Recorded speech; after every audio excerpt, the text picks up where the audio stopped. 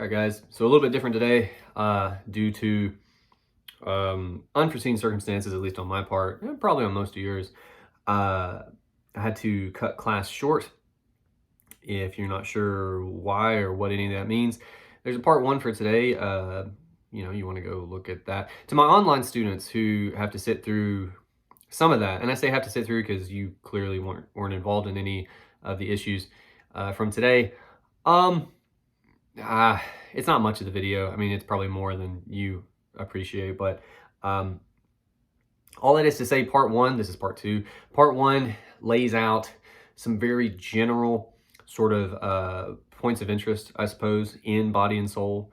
So I think it'd be worth reviewing part one. If it seems like I'm kind of ranting a little bit, which is possible, given my disappointment, you can skip ahead a little bit in that video, but I do, believe it or not, talk about Body and Soul in that video, so give that a look.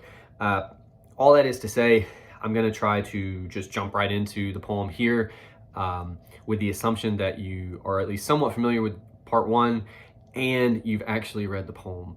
So if not, at this point, turn the video off, pause it, do something, go read the poem, please and thank you. Okay, Body and Soul.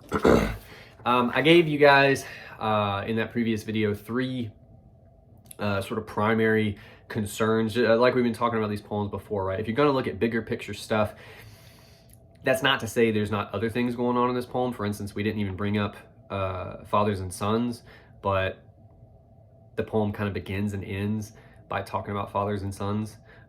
It's not as pronounced in this one as it was in Little Boy, but that's absolutely there. There's also a couple other things kicking around along similar lines. So all that is to say, if the list I gave you at the end of that last video doesn't do it for you, if you feel like there's something else going on that we don't cover, you could be right. Anyway, all right, so Body and Soul, I want to cover one of the easier ones first, I feel like, and that is, I believe the way I phrased it, the socioeconomic reality for these people. They're poor, right? They're working class, but oftentimes that's just kind of a euphemism for being broke. And if you're not sure about that, most of the first stanza, remember the stanzas are the, basically paragraphs in a poem. This poem is only three stanzas.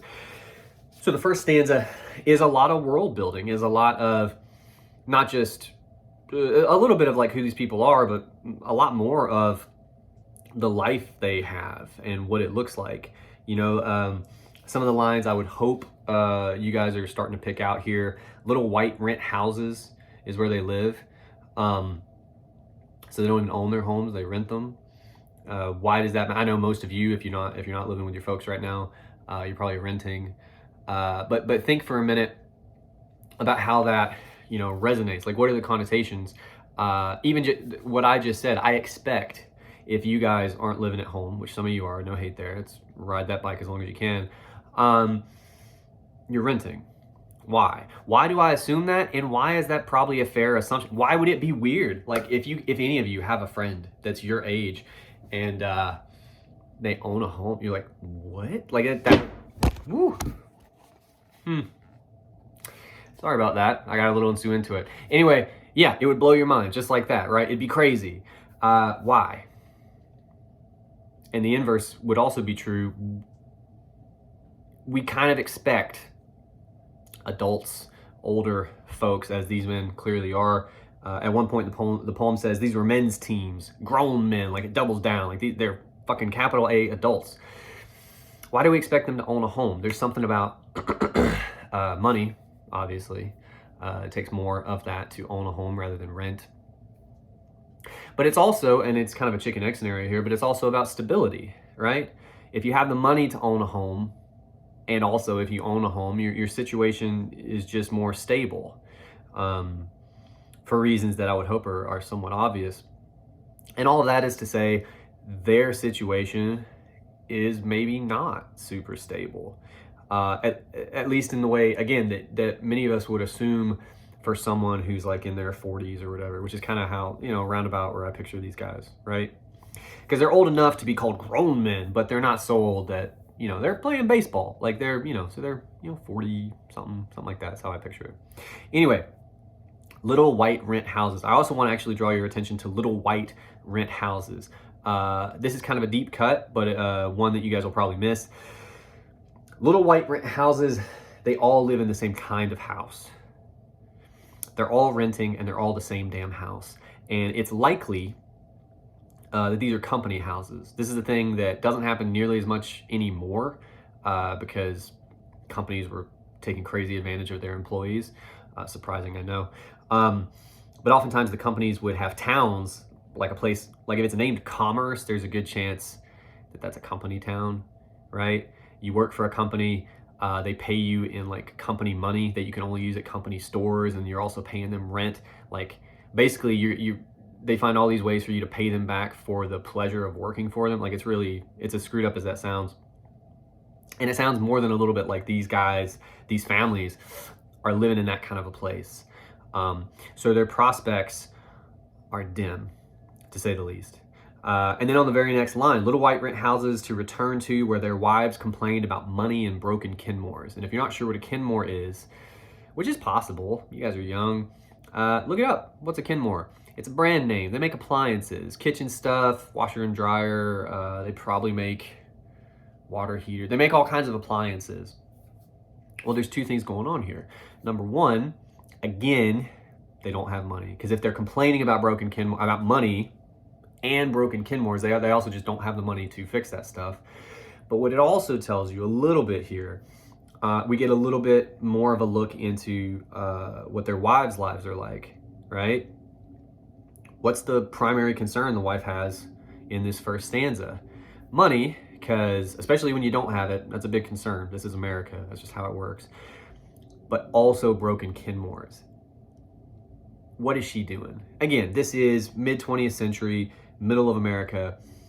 The men are out working in zinc mines and on oil rigs, so they're working class in the ways that we talked about before, and we kind of have, I think, a really good image of a lot about their life, just with those two details, right?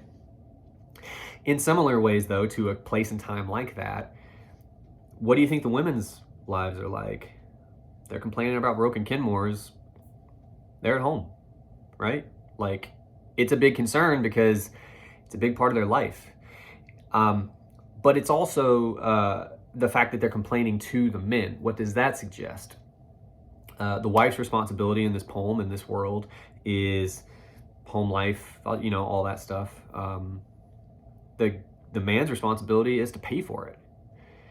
And he's not. This should remind us, I hope, of part of our discussion the very, very first day of class with Martin's Ferry, right? Different poem, different poet, same kind of world. Those proud fathers ashamed to go home. Why were they ashamed to go home? Because of what their homes were versus what they were supposed to be, what these men were supposed to make them, right? As the sort of breadwinner. Similar kind of situation here. These men don't like the fact, I think is pretty clear, that they're living like this, that their families are living like this, because it reflects upon them, I think in no uncertain terms, as men, right? So we got that going on. Last thing I want to point out to you in the first stanza, because sometimes students are confused about this.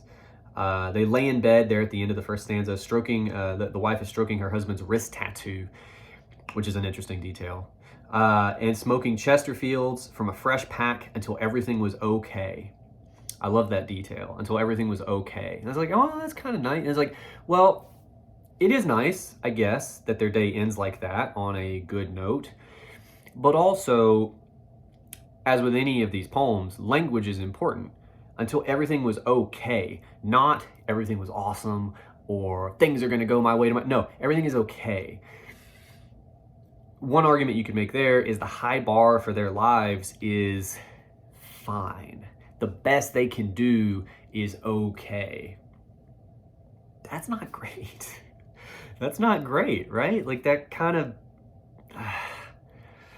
Nothing about this first stanza, you know, even on their best day at the end when they're done working, right? Sounds good. It's just okay. And then, well, you get the idea. We kind of brush that off as the speaker. You know, enough about me. Life goes on. The next day is Sunday. We're going to play baseball. And most of the rest of the poem is either the game itself or reflecting upon the game. So let's dive into that. I'm going to leave kind of money behind. I mean, we're going to return to it here toward the end. But just know, again, it is throughout.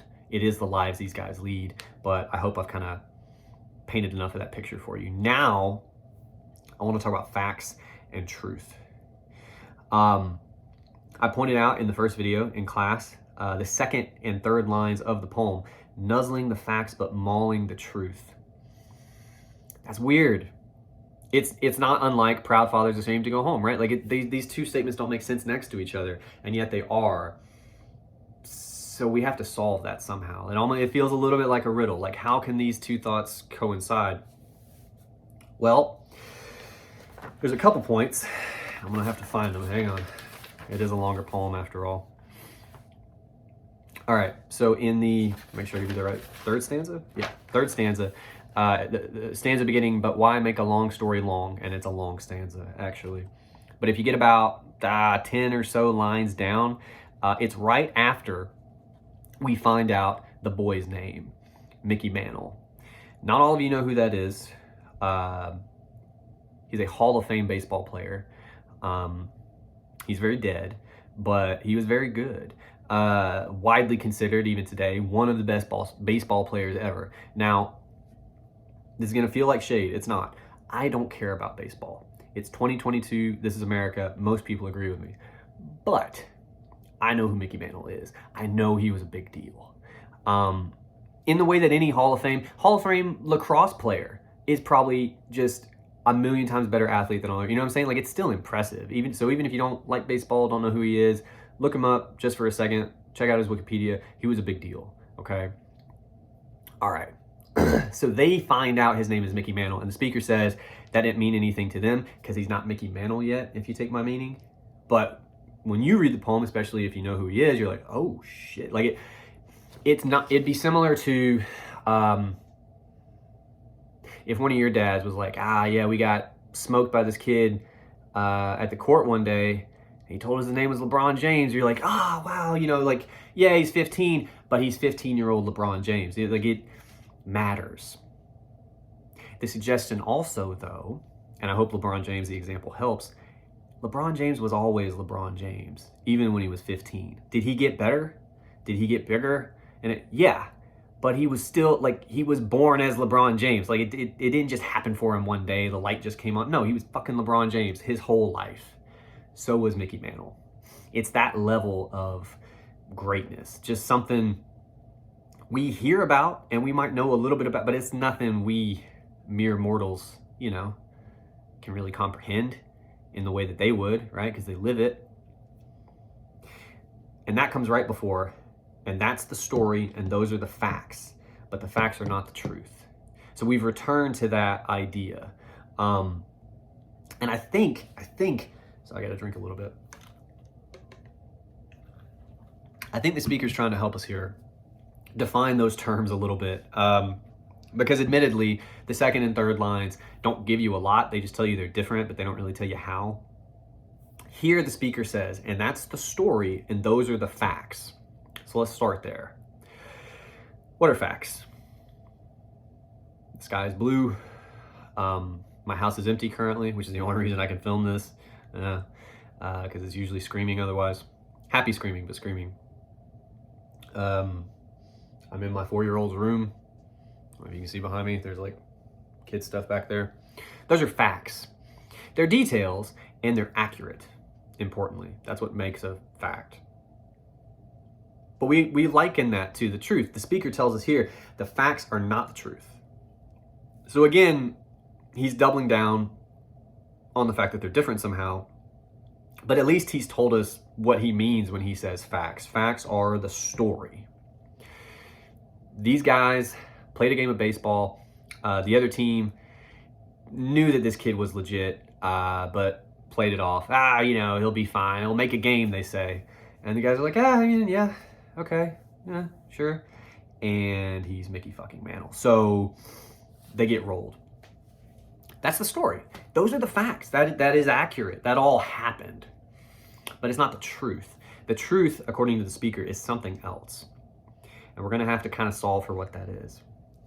He goes on to say, right after the lines I just gave you, I think, though, as I scan the faces of these old men now lost in the innings of their youth, a really beautiful way to talk about kind of being lost in your younger days, right? I think I know what the truth of the story is. Finally, what is the truth? What are you trying to say? And I imagine it lying there in the weeds behind that Alice Chalmers. I'm sorry. Anyway, just waiting for the obvious question to be asked. So real quick, lying there in the weeds behind that tractor, he's talking about one of those baseballs. He's talking about those home runs. Mickey Mantle came up, I believe, 5 times, hit 5 home runs, again, because he's Mickey Mantle. And I got to clarify real quick. We always have to do this when we do this in class. Not everyone is going to understand this next part because you need baseball knowledge for this. So to explain it very briefly, the question he says that needs to be asked, why in hell didn't they just throw around the kid, walk him after he hit the 3rd homer?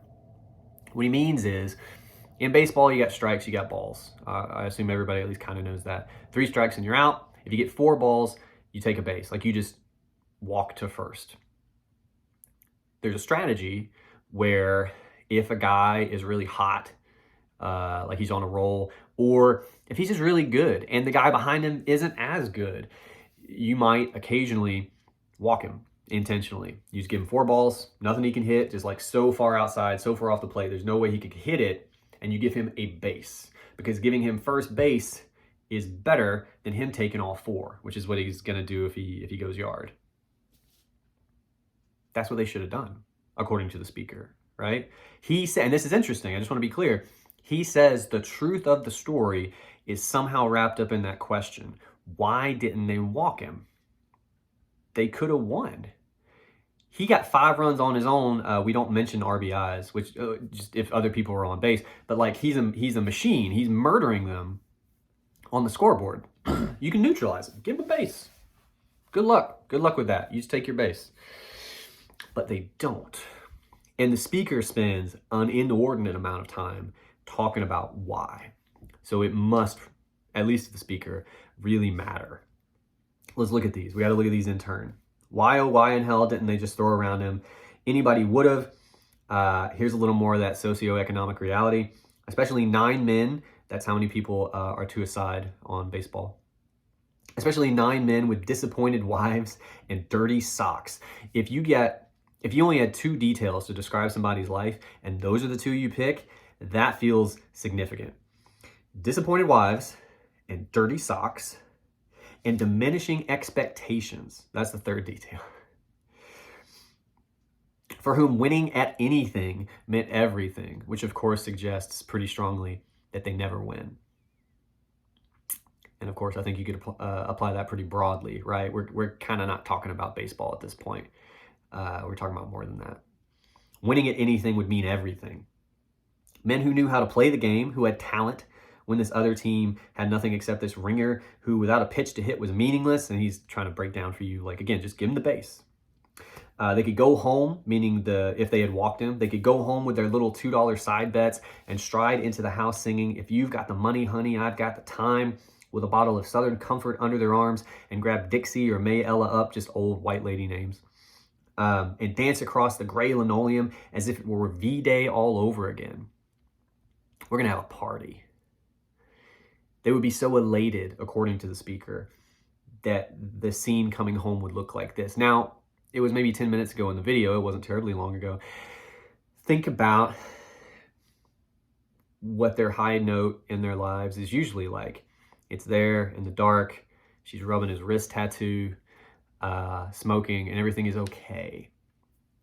This is not that. This is significantly more joyous than that, right? But again, it's not just in this hypothetical, which, again, to be clear, does not happen. They do not get this party. How do we describe it? Okay? Dance across the gray linoleum as if it were V-Day all over again. That's one of those details. V-Day, if you're not sure what that is, look it up. Go ahead, pause it, I'll wait. V-Day, Victory Day, the end of World War II. Yeah? These guys were in World War II. as it turns out. As it turns out with every poem we've read, right? Because that's kind of the era these are from. And that was one of those things for most people you were involved in some form or fashion, right? Because it's a world war. Second one. Anyway, so they're gonna, I hate that I'm gonna quote Prince at you. Party like it's 1999. That's, that's kind of that old song. For them, it's party like it's V-Day all over again. But what does that mean? What does it mean? And again, we got to parse this because this isn't something we can comprehend. We, fortunately, have not been involved in a world war in our lifetime. So what would that look like? By the way, most people getting drafted, that's you guys. That's your age. That's how that works. They're coming for you first. Now, granted, you're in college, so you could probably get a waiver, but your age group, if they got to you before you got into college, they got you. Like that's how that works. This would be you in battles, awful battles, in awful conditions, and it's just, that's the only word I can think of, is awful, right? And your buddies are dying, and you don't know what's going on at home, and you're damn sure not sure if you're gonna get back there, right? Like it's not fun, to say the least. And then you do get home, and we won. Holy shit, V-Day, right? I'm not gonna lie to you. Internally, I got a little swept up just trying to imagine that for a second, right? Like, and they're gonna feel that if they win this baseball game. It's a big deal because they never win. And if you connect some dots, you could argue it also suggests V-Day was the last time they did win or felt like winners, right? And we already talked about, around about how old these guys are. I would peg it, in their 40s, something like that. Late 30s, 40s, they're in there. They're getting back from V-Day, they're early 20s. They're maybe a couple years older than most of you guys. That's a 20-year stretch of losing. So that tells you something about their lives too. And also that victory in some ways is just to be young, and they are not that anymore. And we're going to double down on that in the very next line. But they did not, meaning they did not walk him. He's going to do that several times here, okay? And they did not because they were men and this was a boy. Single sentence. This whole poem is just long sentences. We get one line, one sentence. And they did not because they were men and this was a boy. We haven't talked as much about this since the very first day, but this is sort of capital M man stuff here, right? He's 15, I believe they say in the poem. And again, these are men, grown men, as the speaker says. Pride is on the line. You can't walk a kid? Why? What does it do to walk him? You're admitting that he's better than you. You're admitting you can't beat him fairly, if you like, right? It sounds stupid. Most man stuff does, by the way. That's how you know you're in masculine territory. If you're like, this is fucking stupid, that you're probably talking about masculinity, right? But it does work this way. Like, I feel stupid saying this. Honor is on the line. It is. And they don't. They do not walk him. So they save some part of themselves. He's going to say in a couple lines from now. And they did not. This is a longer one. They did not because sometimes after making love, after smoking their Chesterfields in the cool silence and listening to the big bands on the radio that sounded so glamorous, so distant, they glanced over at their wives and noticed the lines growing heavier around the eyes and mouth. We'll stop there. So one reason in here is because their wives are getting older. The hell does that have to do with baseball? There's a couple ways to think about this line, and I'm not going to belabor it. I want to keep this video as short as I can. But I think one of the kinder ways to read it, I do think you have a couple options here. They're noticing their wives are getting older. And then right after that it says, felt what their wives felt. I think you can read that in both directions. Basically, well, if she's getting older, I'm getting older, right? There's a sadness there. For some reasons that are obvious, because every day is one step closer to the Reaper. But also, think about what they're up against in this poem. Mickey Mantle is 15. I joked with you guys the other day, you don't know what, being tired is yet. You don't. You don't. You damn sure didn't know when you were 15. You may have thought you did, but that's because you didn't sleep the night before. Which is my way of saying he's got the whole world in front of him. He could do just about anything he wants, and it turns out he does, because he's 15. That ship has sailed for these people, with the lines growing heavier around the eyes and mouth, right? And that's kind of one of their thoughts they have at night as they're lying there when everything is just okay. Felt what their wives felt, and this next part is important as well. That Les Brown and Glenn Miller, look them up if you want, and all those dancing couples, and in fact, all possibility of human gaiety and lightheartedness were as far away and unreachable as Times Square or the Avalon Ballroom. There's a lot of nouns in there you may not know. I assume most of you know what Times Square is, or at least you know where it is, and that helps.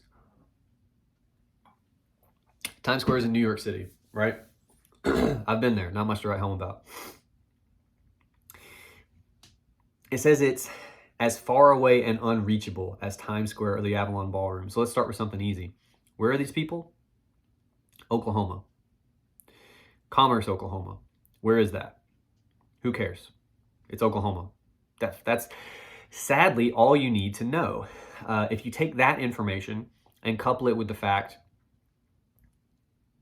that you know enough about their lives, like, when are they traveling? When are they going on vacation? When are they just putting everything down for a living, just getting out there, No.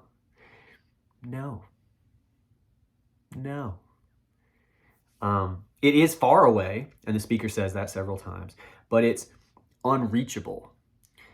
The lives they have, financially, but also just in terms of time, like you can't take a day off. The lives that it sounds like they need all that money. Like, there's no way they could just get to Times Square. They can't do it. They're trapped by their, among other things, socioeconomic reality. Okay? But we pair that with something else, because again, this is a simile. It's something is as far away as those places. All possibility of human gaiety and lightheartedness, just all happiness, just any feeling really good about anything in your life is as far away and unreachable as Times Square. You can't have it. You will never get it. It's beyond your prospects, your options, your abilities. Apparently that's a reason why they don't walk him, which is interesting. They did not, we're almost done, but this is the most important part of the poem. They did not, because of the gray linoleum lying there in the half dark, the free calendar from the local mortuary that said one day was pretty much like another, the work gloves looped over the doorknob like dead squirrels. This one, some students struggle with initially, but again, just thinking about the sentence, it's 4 lines long. What are some of I'll talk to you about it this way. What details does the speaker decide to give us? Like, that's the second time, by my count, that he mentions the gray linoleum in the half dark. So not all the way dark, but half dark is interesting. A free calendar from a local mortuary that said, I want to get it right, that said one day was pretty much like another. Might that be important? Free calendar we get. It's a calendar you got for free. And businesses do stuff like that because it'll have their name all over it, Where does this calendar come from? The local mortuary. And in his kind of clever, poetic way, the speaker says that said one day was pretty much like another, because that's what calendars, it's just blank days, Does it matter where that calendar's from? Might it? Is one day like another? In some respects, for all of us, we have routines. But again, thinking about what we know about these folks, yeah, all their days are the same. They go to work. They come home. Well, I mean, all the stuff in the first stanza, they go out for long beers, steel guitar music wanging in their ears, which is a great verb. All that stuff in the first stanza. And then they lay at night and smoking and Everything is okay. That's kind of every day for them, except Sunday. Sunday is different. But even that, every Sunday, I guess, is like that for them. So all of their days are pretty much like another. What day is different for them? Like, what day is drastically different for these guys? There has to be something, right? When you say a thing like every day is pretty much like another, it sort of necessitates at least a thought to, is it though? Where does this calendar come from? What day is different for them? The last one. Every day in their lives are the same, except for that last one. Because it's a free calendar from the local mortuary, which is where they're going when they're done. I've already said they're not leaving. They're not getting out of this town. They're in this town. That's it. They do not get to go anywhere else. Even for vacation, they don't have those. So they're staying in this town. And when they die, they're going to that local mortuary where they got that free calendar that says one day is pretty much, maybe important language, like another. So that it's constant reminder hanging in their house of not just their impending death, which could be a bummer, but also the fact that the only escape from their, we're going to say, subpar lives is death. That's the only way out for them. Yeah. And that's why they didn't walk him, apparently. So that's worth thinking about. We're almost done. And they did not. This is a big one. And they did not, because they had gone through a depression and a war, the Great Depression, for those keeping score at home, and World War, right? Pretty big deals. They had gone through a depression and a war that had left them with the idea that being a man in the eyes of their fathers and everyone else had cost them too goddamn much just to lay it at the feet of a 15-year-old boy. And so they did not walk him. There's a lot going on there, right? First of all, we end with laid at the feet of a 15-year-old boy. So we return to that. They were men and he was a boy. So clearly that must matter a lot. We've brought it up again in this section. Depression and a war, I think we can get through that relatively quickly. They've seen some shit, right? Look, I don't know your lives, but I imagine we've all had some level of hardship. It happens. I'm willing to bet, at least for most of us, it has not reached levels. It has not reached the sort of things that these guys saw and lived through. Even that language, right? They had gone through a depression. Like, they survived these things. The Great Depression, the World War. They made it. And they're on the other side. I gotta fucking walk this kid. Like, that's the message in these lines, right? So again, pride. As a man, which we're going to talk about in a second because that's here, but I think it goes beyond that. Like, it is almost like you're telling me I did all this and now I'm going to have to admit defeat to this kid? No, right? That's kind of what's happening here. But it's wrapped up in the middle part of these lines. Going through the depression and a war that had left them with the idea that being a man in the eyes of their fathers and everyone else had cost them too goddamn much. There's two things going on here. First of all, we get a very interesting definition of masculinity in these lines. Being a man, got it, in the eyes of their fathers and everyone else. So much happening there. To begin with, this is the part of class where we would talk about it. You guys really bummed me out today. Anyway, to just talk at you about it, this is sort of the performative aspect of masculinity. How do you know a guy is a man? Well, he acts like one. How does a guy know he's a man? Other people see him acting like one. It's performative. It's more complicated than that, but that's a pretty important aspect. And what I mean by performative is the way these guys carry themselves. The fact that they don't walk Mickey Mantle, that's part of it, right? If they had walked him, everybody would have known. Everybody on the baseball diamond that day would have known. Some of them would have told other people. People would find out. Did you hear they walked like 3 or 4 times this 15-year-old kid, this boy. Can't have that.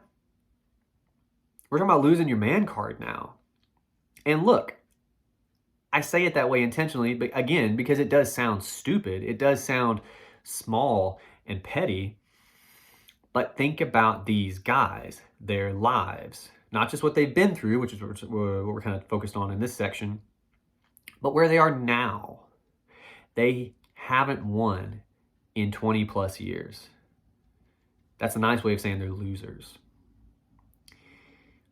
They're going to die one day, and that'll be their escape from all this. And even in according to the measurements maybe that they most likely have of their own masculinity, they fail the test, right? Like they go to a little white rent house with their wives complaining about money and broken Kenmores. Like even one of the few things they have in their lives, which is their masculinity and their sort of pride that they derive from that, is flawed. But they got to keep it here. The speaker continues, and so they did not walk him and lost, but at least had some ragged remnant of themselves to take back home. I think that's the ragged remnant they take back. It's not pristine. It's not capital M masculinity, perhaps, but it's something. It's a shred of it. And the upshot is that's all they got. I say it that way because some of you will want to, I think anybody could write about this poem. I think it's excellent. Obviously, I assigned it, right? I'm not going to assign you guys things that I hate. But sometimes students will want to oversimplify this poem, and it's some version of, baseball is pretty clearly, in a lot of ways, a metaphor for their lives, right? There are rules that govern it. Somebody wins, somebody loses. You can practice, sort of work hard and get better, things like that. Kind of sounds like the American dream in a lot of ways. And they could win. So if that metaphor carries, like they could win in their lives if they would just walk the guy, whatever that would mean in terms of their financial possibilities. Maybe. But you have to remember, we're at the end of all this in terms of their lives, right? Like they're already locked in to their socioeconomic reality. There is no, oh, if they could just, no. Some of you are very optimistic, and I appreciate that about you. But no, that is not on the table here. That is not happening for these guys. It's done. It's done. They have their lives as they are. They cannot escape them. We talked about the one escape hatch, and it's not pretty. That's it. So all they got left is that masculinity, is that stupid, illogical, making you just do dumb things all the time masculinity. That's all they have, that ragged remnant of themselves. That's it. And the speaker says he's going to tie this all back to there is one thing more, though it is not a fact. And that's his really clever way of saying, but it's the truth. To put a bow on that conversation, I think what he means is, again, we talked about what facts are here. The truth is the thing that's underneath it all, right? Like it's not part of the story. At no point is the pitcher, who we find out is the guy telling the story, right? The guy with the busted Dodge and everything. At no point is he going to kind of stop and say, you know what? It was really just masculine pride that maybe, no. But the speaker is dissecting it for us, trying to help us understand, given everything he knows about these men and their lives and their world, what he thinks is going on underneath the story. That's the truth, according to the speaker. So what he's about to say in these next 6, 7 lines, something like that, according to him, is the truth. It's not facts, it's the truth. There's one thing more I got to mention before we talk about it. And I know we're running short on time, but we're almost done. In the second stanza, take you all the way back. Oh God, it's like 20 lines deep, something like that. There is a hard shift, right? Tonally. We go from, it's all the guys warming up for the game, right? lazy jogging into right field, big smiles and arcs of tobacco juice, and a talk that gives a cool, easy feeling to the air. They're just having fun, getting ready, you know, ha ha ha, they're making jokes. Talk among men normally silent, normally brittle, and a little angry with the empty promise of their lives. That comes out of left field, pardon the pun. Empty promise of their lives. What is an empty promise? We know what a promise is, but an empty one. To me, that suggests something that is promised to someone when the person doing the promising knows it's not going to happen, right? Like when you tell a kid you're going to give them something or do something, and you don't have much experience. I have a lot of experience with this. You're just hoping they forget. It's an empty promise. But this is empty promise of their lives. They felt like something was promised to them for their entire life, and they've realized now that it was a lie. That's also what an empty promise is. Empty promise of their lives. Well, we know what their lives are now, and I think anyone would hope that your life could be better than that.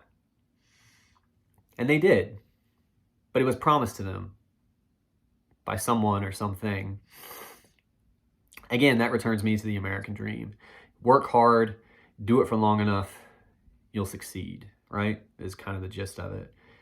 Sounds like these guys are working their asses off. Sounds like they came back from war. They kind of did their duty there in all the ways that we think about it. It didn't matter. They got kind of thrown away in a way, right? Empty promise of their lives. So we're talking about opportunity. So much of this poem is wrapped up in opportunity and the lack of it. Well, that takes me back to the end. The speaker says, though it is not a fact. And then he goes through describing the friend's father, Mandel's fifth homer.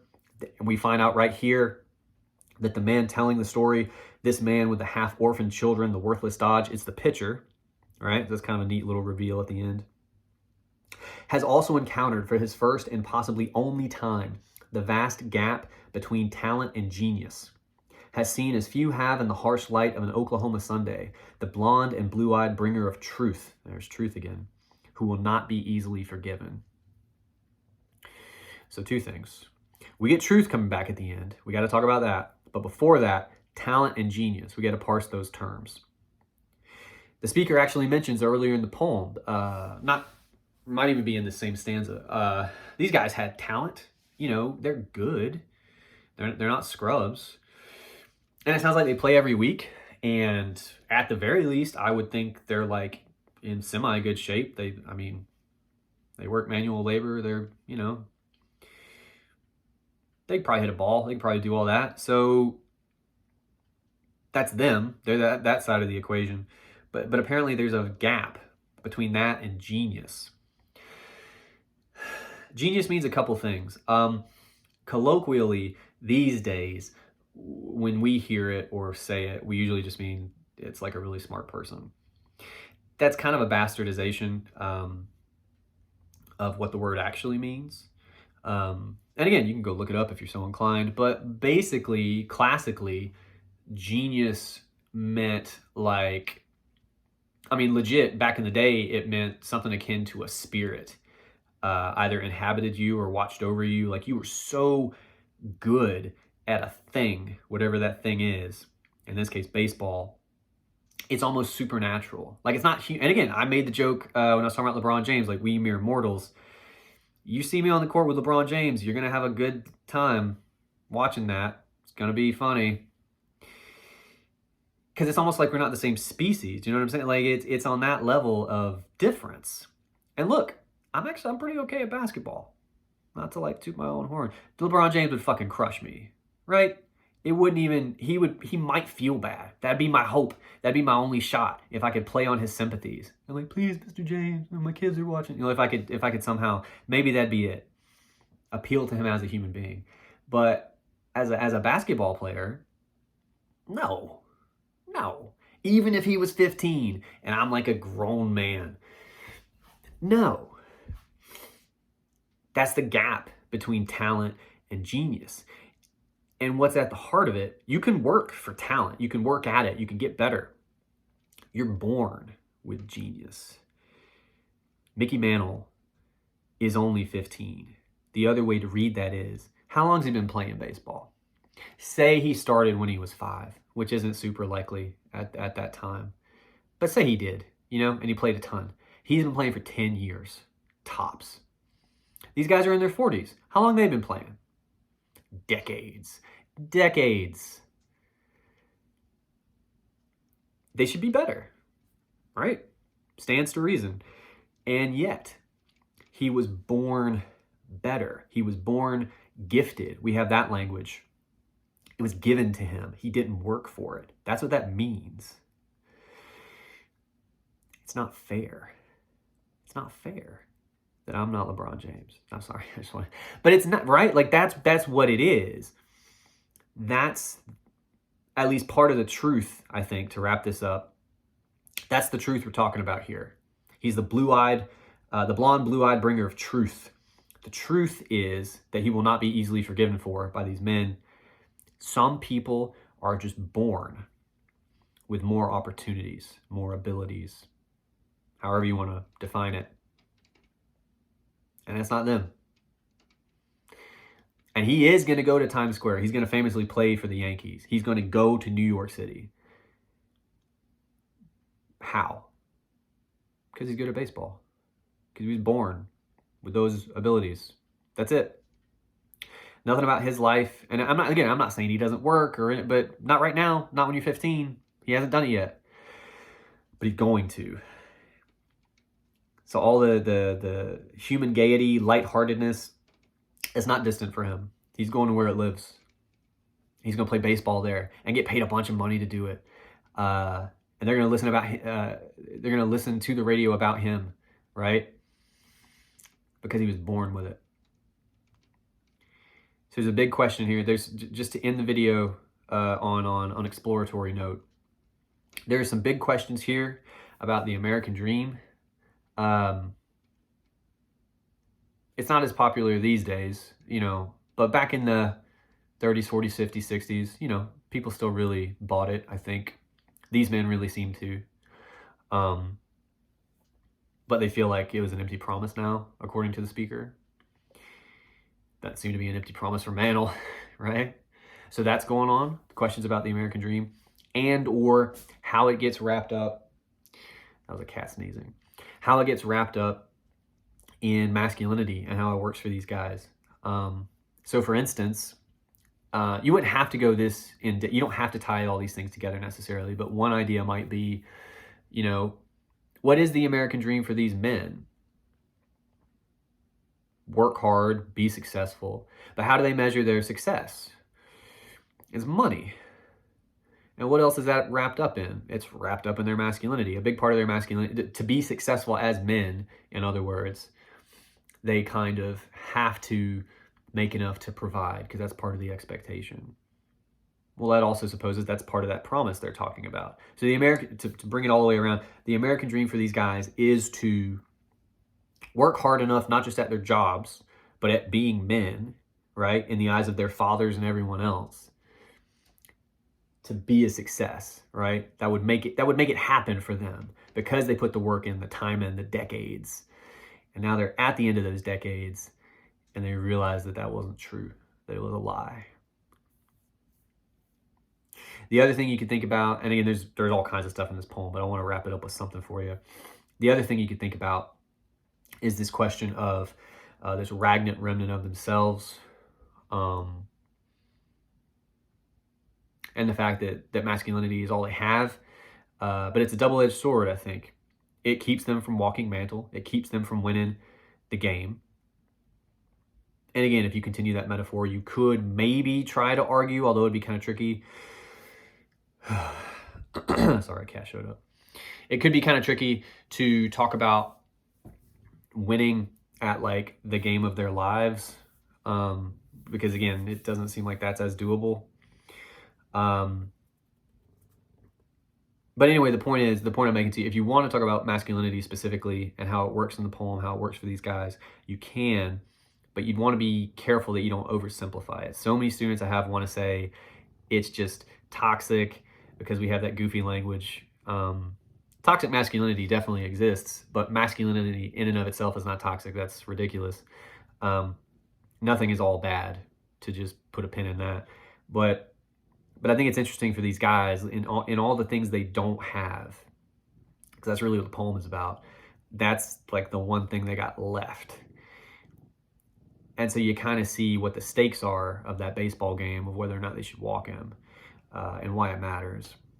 And then beyond all that, the fact that Mantle is just born with more. Some people are. To borrow the metaphor from baseball, some people are born on third, right? According to the logic in the poem, that's Mantle. He was born with that ability. And it's just not fair. It sucks, right? For these guys, that he's going to go off and do all these things and they're not. And why is that? He was just born better at it. That's it. It's fucked up. All right. Video's gone a little longer than I meant to. I do apologize for that. I tried to get through as much of the poem as I could. There's way more in here because it is longer. Hopefully that gives you a good overview. We will talk about thesis statements and introductions primarily next time. We'll do body paragraphs at some point. Yeah, all right, I'm gonna end it here. I got more to say, but that's enough.